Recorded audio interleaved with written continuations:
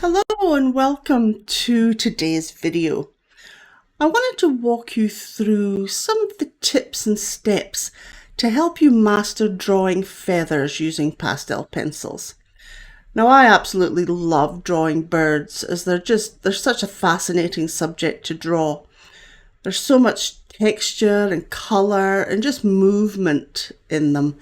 These are the qualities that can really bring your artwork to life. However, if you've ever tried drawing feathers and found yourself struggling, then you're definitely not the only one. Drawing realistic feathers with pastel pencils can be tricky, but with the right techniques and a bit of patience, you can create beautiful, lifelike results.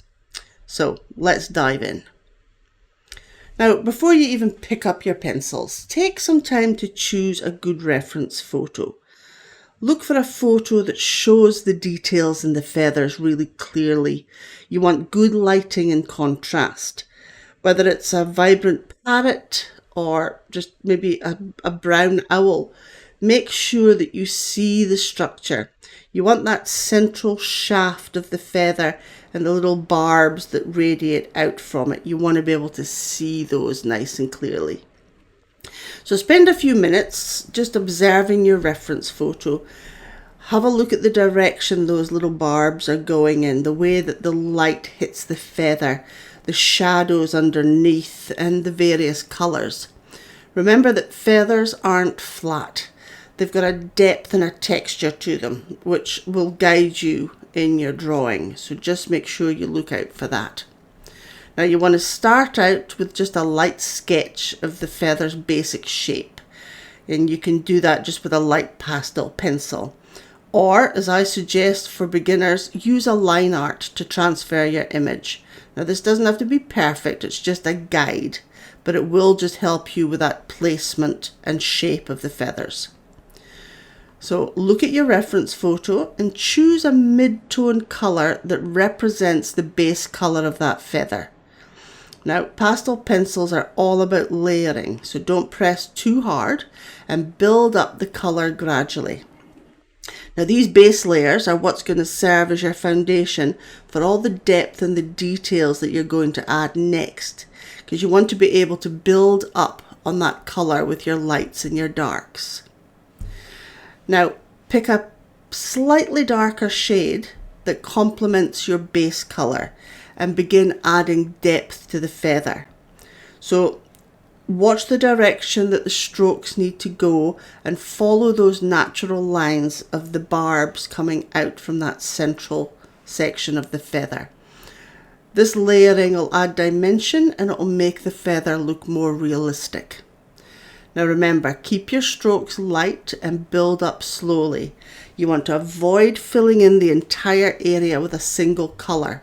You want to leave some of those base colours showing through, which is going to create a more textured and natural appearance. Now for the darker areas, like where the shadows fall, maybe underneath the feather, use an even darker version of your mid-tone colour. And this step is where the feather will really start to take shape. Now blending is essential for creating a soft, natural look in feathers. So you can use a blending stump or a cotton bud just to gently blend the colours and soften any of those harsh lines to create nice smooth transitions between the light and the dark areas. But be careful not to overblend. You still want to maintain some of that texture just to represent those little individual barbs, etc. on the feather. Now sometimes I like to use a small soft brush just to blend the pastels for a more controlled, delicate effect. So by all means, experiment with different tools and find what works best for you. Now to make your feathers look more realistic, you're also going to need some lighter tones and fine details. So you're going to need a sharp pencil and a lighter shade to your mid-tone colour. Now this will help define your feathers and create that depth between those barbs. Constantly be looking at your reference photo and identify where the light's hitting the feathers. Now by using a nice sharp pencil to add your fine lines and details, like the tiny little splits or the gaps between the barbs will make the feather look more natural and three-dimensional. And remember, don't be afraid to go darker with your shadows, as this contrast is what will really make those feathers pop. Now for your final steps, you can always use a kneadable eraser just to lift out some highlights, or I like to use a craft knife just to scratch out some really fine details. And these different techniques will help give your feathers that added realism. Now you can of course also add a few more strokes with a white or a very light pastel pencil just to enhance the highlights and give the feather just a bit of a shine. As always, make sure you step back and have a look at your work. Just look for any areas that just need refining or adjustments. Maybe some of your shadows will need to be deepened or some highlights enhanced. And by making these final tweaks, that's what will bring your feathers to life.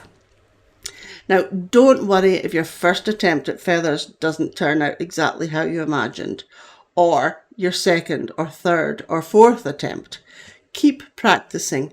The more you do, the more you'll understand how to use your different materials and how to develop your style. Now, drawing feathers with pastel pencils can be challenging, and it's all about observing, layering, blending, and adding those final details in and the shadows so that the feathers take shape. Remember, there's no rush. Take your time, enjoy the process. With patience and practice, you'll be drawing beautiful birds in no time. So until next time, keep creating, stay inspired, and most importantly, don't forget to have some fun.